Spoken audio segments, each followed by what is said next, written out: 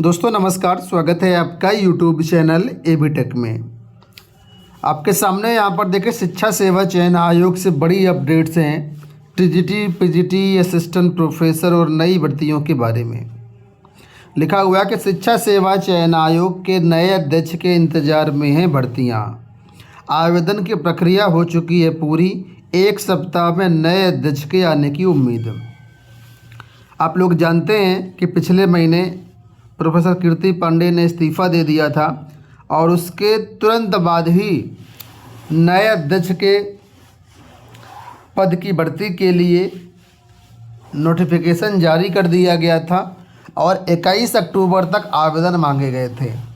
तो आवेदन की प्रक्रिया तो पूरी हो चुकी है 21 तारीख तक। अब जितने भी आवेदन फार्म आए हैं उनकी सॉर्टिंग होगी, स्क्रीनिंग होगी, उसके बाद इंटरव्यू होगा, उसके बाद फाइनल जो है लिस्ट आएगी जिसमें आपको नए अध्यक्ष के रूप में नए अधिकारी मिलेंगे। फ़िलहाल यहाँ पर 1 सप्ताह की बात की गई कि 1 सप्ताह में हो जाएगा, लेकिन मैं कहता हूँ 1 सप्ताह में तो किसी हाल में नहीं होगा।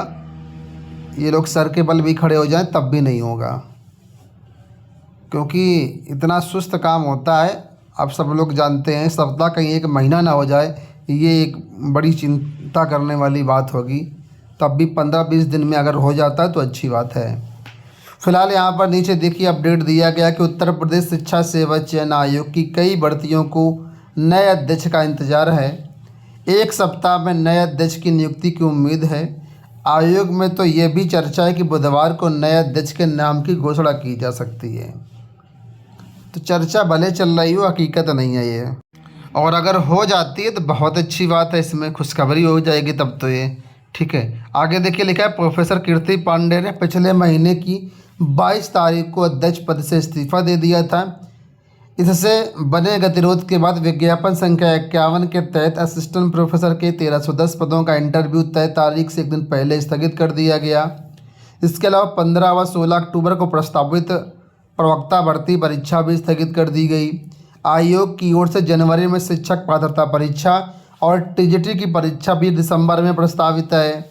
ऐसे में तमाम भर्तियों एवं परीक्षाओं का भविष्य आयोग के नए अध्यक्ष की नियुक्ति पर निर्भर है। नए अध्यक्ष के लिए 21 अक्टूबर तक आवेदन मांगे गए थे।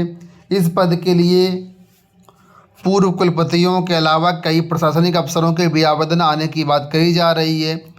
इस दौड़ में एक अफसर का नाम सबसे आगे होने की चर्चा भी है।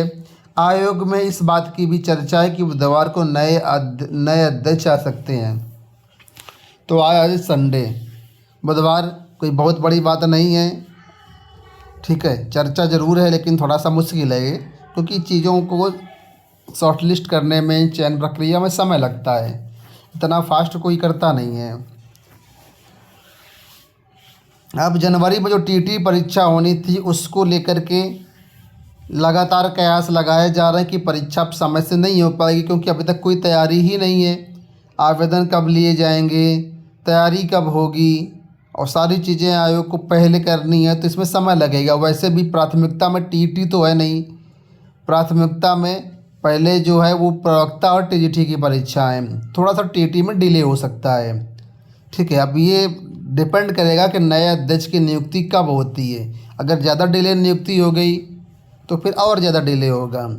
फिलहाल आपको बता दें, कल आयोग के जो कार्यवाहक अध्यक्ष हैं राम सूचित जी, ये देखिए मुख्यमंत्री जी से मुलाकात की है और कुछ बातें हैं जो आपको जानना चाहिए। लिखा हुआ है कि उत्तर प्रदेश शिक्षा सेवा चयन आयोग की ओर से असिस्टेंट प्रोफेसर भर्ती के लिए इंटरव्यू की तिथि जल्द घोषित की जा सकती है।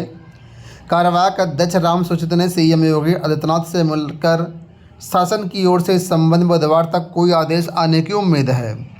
राम सूचित जी ने दिवाली के मौके पर लखनऊ में सीएम से शिष्टाचार मुलाकात की थी। कार्यवाहक अध्यक्ष की जिम्मेदारी संभालने के बाद उनकी ये सीएम से पहली मुलाकात है। उन्होंने असिस्टेंट प्रोफेसर भर्ती का इंटरव्यू और प्रवक्ता भर्ती परीक्षा स्थगित किए जाने के बाद प्रतियोगियों की नाराजगी से भी सीएम को अवगत कराया। इस संबंध में प्रतियोगियों की ओर से जारी धरना प्रदर्शन व दिए गए ज्ञापनों के संबंध में भी सीएम को जानकारी दी। तो फिलहाल अब टीटी और टीजीटी जो भर्ती परीक्षाएं अभी शेड्यूल्ड हैं उसको लेकर के दुविधा बनी हुई है कि परीक्षा हो पाएंगी या नहीं हो पाएंगी। फ़िलहाल सबसे पहले यहाँ पर जानकारी मिल रही है कि असिस्टेंट प्रोफेसर के इंटरव्यू कराए जाने की चर्चा है। इसका कार्यक्रम शीघ्र ही जारी किया जा सकता है। असिस्टेंट प्रोफेसर में आप लोग जानते हैं आपत्तियाँ ली जा चुकी हैं और ये भी जानकारी मिल रही है कि सीएम ने असिस्टेंट प्रोफेसर का जो इंटरव्यू है कराने को लेकर के हामी भर दी है और इसका जल्द ही आगे कोई शेड्यूल जारी किया जा सकता है। इसके साथ ही आप लोग जानते होंगे कि नई शिक्षक भर्तियों के लिए शिक्षा सेवा चयन आयोग, एनआईसी, निदेशालय, कार्मिक विभाग सब मिल करके नया पोर्टल यानी अध्याचन पोर्टल पर काम कर रहे हैं। अध्याचन पोर्टल बन जाने के बाद नई भर्तियों के लिए अध्याचन शिक्षा सेवा चयन आयोग को मिलेंगे, जहां से नई शिक्षक भर्तियां आने की भविष्य में उम्मीद है। तो फिलहाल नई शिक्षक भर्तियां अभी तो 2025 छोड़नी दीजिए, भूल ही जाइए 2025 में कोई नई भर्ती आएगी, लेकिन आने वाले समय में टीजीटी, पीजीटी, असिस्टेंट प्रोफेसर की नई भर्ती आने की उम्मीद है। इसके साथ ही यहाँ पर देखिए अपडेट है कि भर्ती प्रक्रिया शुरू करने के लिए प्रतियोगियों का धरना कल। शिक्षा सेवा चयन आयोग में ठप भर्ती प्रक्रिया को शुरू करने की मांग को लेकर के युवा मंच की ओर से सोमवार को धरना प्रदर्शन की घोषणा की गई है। धरना सिविल लाइंस में पत्थर गिरजाघर के पास किया जाएगा। मंच के अध्यक्ष अनिल सिंह का कहना है कि प्रोफेसर कीर्ति पांडे के इस्तीफे के बाद आयोग में सब कुछ ठप हो गया है। इससे प्रतियोगियों का भविष्य अंधकार में तथा उनमें नाराजगी है। नए अध्यक्ष की जल्द नियुक्ति करने या कार्यवाहक अध्यक्ष के माध्यम से भर्ती प्रक्रिया को सुचारू रूप से गतिमान करने की मांग को लेकर के धरना प्रदर्शन किया जाएगा और ज्ञापन भी सौंपा जाएगा।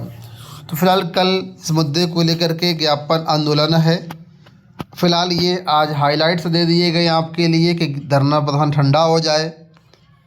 ठीक है, फिलहाल आपको क्या लगता है कमेंट बॉक्स में ज़रूर बताइएगा। पीसीएस को लेकर के यहाँ पर अपडेट है कि पीसीएस प्री के 6 और प्रश्नों पर की आपत्ति। लोक सेवा आयोग की ओर से 12 अक्टूबर को आयोजित की गई पीसीएस प्रारंभिक परीक्षा 2025 के कई प्रश्नों पर प्रतियोगी छात्रों ने आपत्तियां डाली हैं।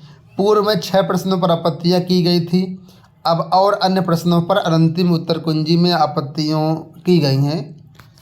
तो कुल मिलाकर के कई सारे प्रश्नों पर आपत्तियां की गई हैं, तो 6 और प्रश्नों पर आपत्तियां हैं। तो आप लोग जानते ही हैं लोक सेवा आयोग में जो परीक्षा हुई इसमें काफ़ी सारे क्वेश्चन गलत हैं, इसको लेकर के अभ्यर्थी आपत्तियां डाली हुई हैं। ये सब कुल मिलाकर के है लोक सेवा आयोग के जो एक्सपर्ट हैं वो सही तरीके से काम नहीं कर रहे हैं। इसी वजह से लोक सेवा आयोग ने 400 एक्सपर्ट को बाहर का रास्ता दिखा दिया है और आगे जो भी एक्सपर्ट यहाँ पर काम करेंगे, जो भी एक्सपर्ट हैं उनमें भी मॉडिफिकेशन कई सारे नियम शर्तें लगाई जा रही हैं। ठीक है, ताकि लोक सेवा आयोग अपनी साख बचा पाए और इस तरीके से जो ज़्यादा क्वेश्चन गलत होते हैं वो ना हो पाएँ। दोस्तों ये हो गई आज की सारी सूचनाएं। इस वीडियो में इतना ही। धन्यवाद।